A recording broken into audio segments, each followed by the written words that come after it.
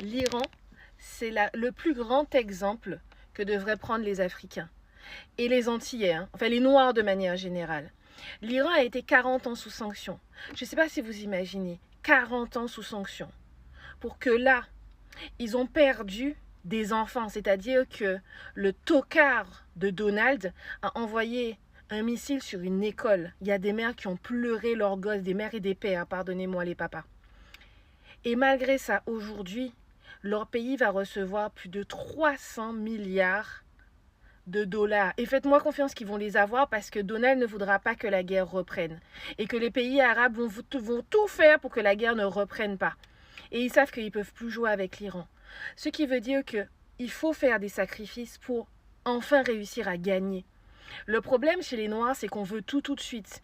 Comme on a déjà souffert, on part du principe que comme on a déjà souffert, du coup, on n'a plus à souffrir, que les gens n'ont qu'à juste nous rembourser et que ça ne marchera pas comme ça. C'est aux Noirs, et notamment aux Noirs occidentaux, de faire les efforts pour faire en sorte que notre peuple grandisse. Et on doit prendre des exemples sur l'Iran, sur la Chine, même sur l'Inde.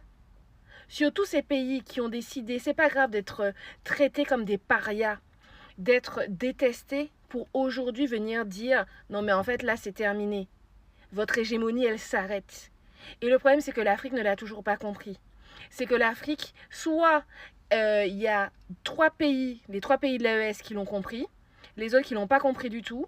Après on a évidemment les toutous de l'Europe, de la France et des États-Unis. Alors ceux-là, il n'y a plus rien à faire, mais c'est la faute de vos populations parce qu'à un moment donné, eh bien oui, il faudra perdre des enfants pour sortir ces tocards-là de là. Parce que si vous croyez que ça va se faire dans la paix et le calme, ben non. Et ensuite, il y a ceux qui pensent que du coup, on doit c'est aux autres pays de rembourser, mais qui pensent qu'ils vont rembourser parce qu'ils auront envie. Non. Là, les États-Unis remboursent parce qu'ils sont obligés. L'Iran, là, n'a pas fait... et les États-Unis se sont dit, ah ouais, quand même, on a tué des enfants, ouais, il va falloir peut-être qu'on rembourse. Non, non. Donald Trump est obligé de signer l'accord.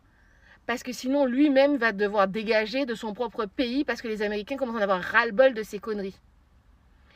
Et tant que vous n'aurez pas compris qu'en fait, il va falloir qu'on fasse des sacrifices, en plus, oui, de l'esclavage, en plus, oui, de la discrimination, en plus, ou du racisme, oui, en plus de tout ça, il va falloir qu'on fasse encore plus de sacrifices pour qu'un jour, peut-être, on soit à la même table que l'Iran, la Chine, la Russie et l'Inde et tous les... ne serait-ce que le pays où est-ce qu'ils ont fait les premiers accords de paix, j'ai oublié. Quand vous regardez, vous avez l'impression que ce pays-là, c'est rien du tout. Alors qu'en réalité, c'est une puissance nucléaire. C'est une puissance qui a de l'argent et c'est une puissance qui compte puisque c'est elle qui a fait l'intermédiaire, j'ai oublié son nom, entre les États-Unis et l'Iran. Mais les Africains, vous êtes encore trop cons. Et les Noirs, de manière générale, on est encore trop cons pour comprendre que, en fait, ce n'est pas parce qu'on a souffert avant que pour autant les gens vont nous donner quelque chose aujourd'hui. Et que tous les trucs victimaires là qu'on fait ne changeront rien. À bon entendeur.